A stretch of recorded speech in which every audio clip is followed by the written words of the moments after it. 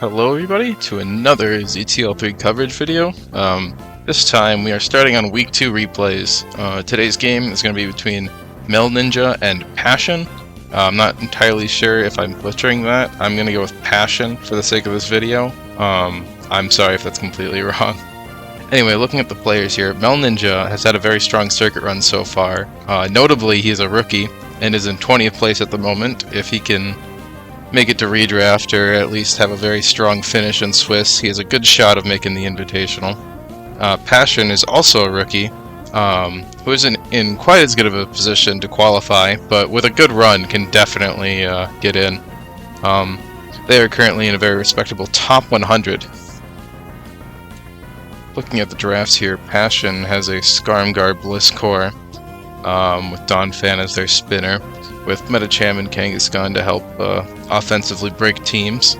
I think this is going to be very strong. I don't think we'll see Shuckle or Flareon, but you know, I've been wrong before, so I suppose draft is full of surprises. Melninja, on the other hand, has a Zapdos Blissey team with Stoiclops, Hypno, Hitmontop, Scizor. Double Spinner is going to probably overload this Gengar when it comes to trying to block the spin, but I wonder if he's going to run spin on both. Probably not, that seems inefficient, or if he's even gonna, I mean, I guess there's a chance he doesn't bring both of them either, which is fair. Although I think Hitmontop actually has a pretty good matchup. Pa255ion's team is pretty weak to fighters. I know Hitmontop isn't exactly known for being a powerhouse, but you know, with bulk up or just CB or just even just like neutral invested brick breaks are going to be hard for this team to switch into. You have like Gengar obviously, but like this thing can also run HP Ghost, and it probably will be, considering it might also be trying to spin. I do think Melninja will be bringing the Dusclops. Dusclops looks kind of heat into this team. Blissey will just get trapped and beaten with like Curse, or yeah, Mean Look like Curse.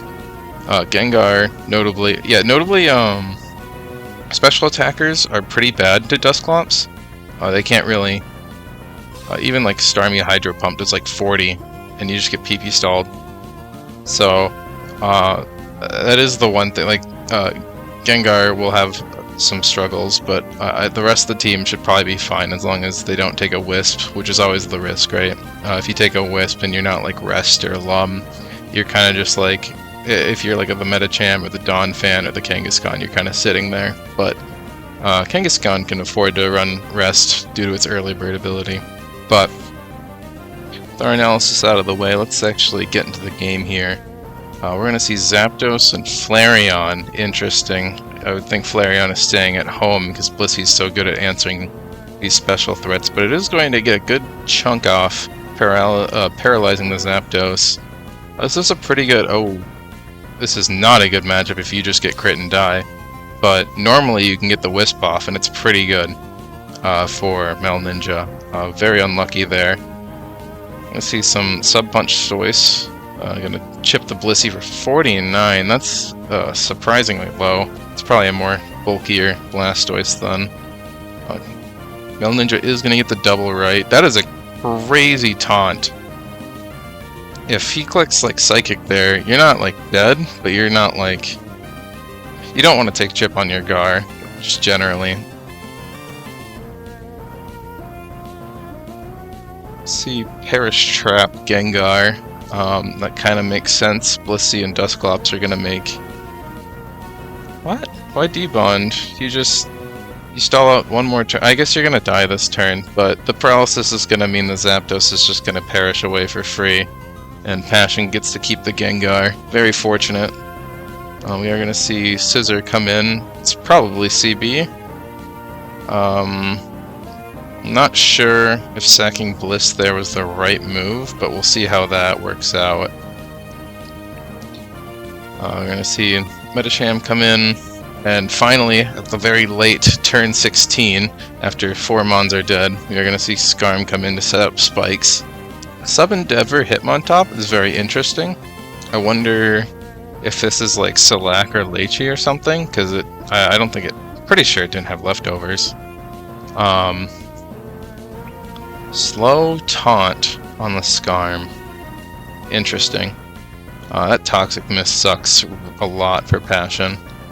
We are okay. Sacking Hypno. I mean, I kind of get it. Not really a super great switch in to the Medicham, which I assume is CB based on how we're playing. So if we weren't CB,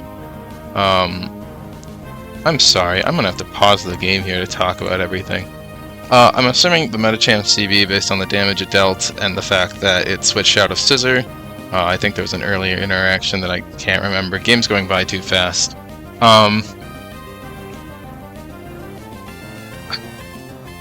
So we sacked Donphan for free to the Blastoise. I guess to an extent Donphan's pretty useful. There is still the potential sub-Lechi Hitmontop that it would love to tank hits for and break the sub. And there is the Scissor, which I'm not sure if you need CB Scissor to Oko Blissey, but I wouldn't be surprised. I'm gonna go off the assumption it's CB. We do know that this is a utility Gar that may or may not have an attacking move that's just gonna go down. So Blastoise claims 2 here. Funnily enough, we've seen 2 spikes up, and we still have our 2 spinners alive, but we haven't seen the spikes get spun away. So Melninja's just opting to click. I'm going to assume that's CB. That's like 22% seems a lot for a resisted Steel Wing. So Melninja's going to do everything in his power here to chip down the Skarm. Mach Punch is going to do a pitiful 10%. This looks pretty dire. Breaking the Skarm looks really hard. Without... Yeah, and you're just gonna get roared over and over. I don't know if Melninja can break the Skarm at all, especially when it's getting residual chip heal from the leftovers and Protect. Okay, we're gonna see Flareon just eat dirt from CB Steel Wing. And we're gonna sack Hitmontop to Medicham. Makes sense, get the Intim off. Fraser from Blastoise, really hard to punish. Just opts to... Oh, looks like Medicham wins. That could be problematic unless this is Quick Attack Scissor, but if this is Quick Attack Scissor, I don't know if you can really... It is! Okay, interesting. But now you're locked in, so how do you beat the Skarm?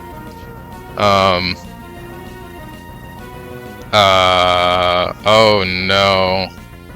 Is the Skarm not... Oh, it's Tox Skarm. There's no Drill Peck. Okay. Interesting. So we are going to see Scissor get PP stalled.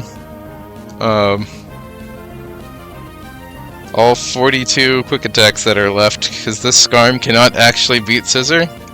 As you can see, it spikes Tox Roar Tect. Not a single attacking move there, and of course Toxic can't hit the Scissor. This is very interesting.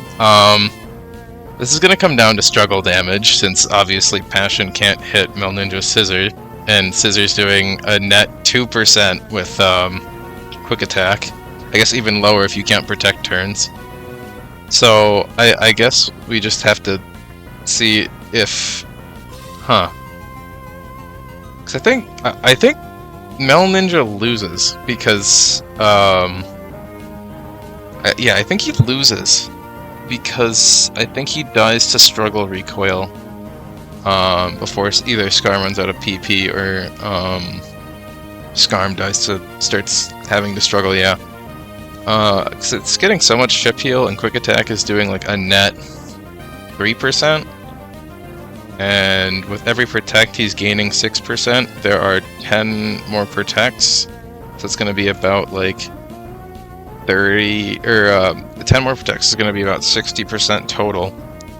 And there's only 30 Quick Attacks, which is about around 90-ish, maybe like 75-ish% on average. So I think with those very messy head calcs, I think Melninja is going to not be able to do enough damage with Quick Attack. I guess there's also crit chances, so this is not like crit. Oh man, that adds a whole new layer. Oh my god. Oh, I'm sure this is just like riveting to listen to. We're talking about math. Oh, we're just sitting here doing math while the scissor clicks quick attack for 48 turns. Given, I guess we can do an update. 21 quick attacks, or 20 quick attacks, which is going to be a net 60-ish%, give or take. And the Skarm's already like almost at 60. I think Melninja's completely screwed here. Oh, okay, that crit helps. I am going to turn this on fast to make this go a little bit quicker. Yeah, you never really think about getting punished for bringing Heckless Skarm until you're in an endgame where you can't actually damage your opponent.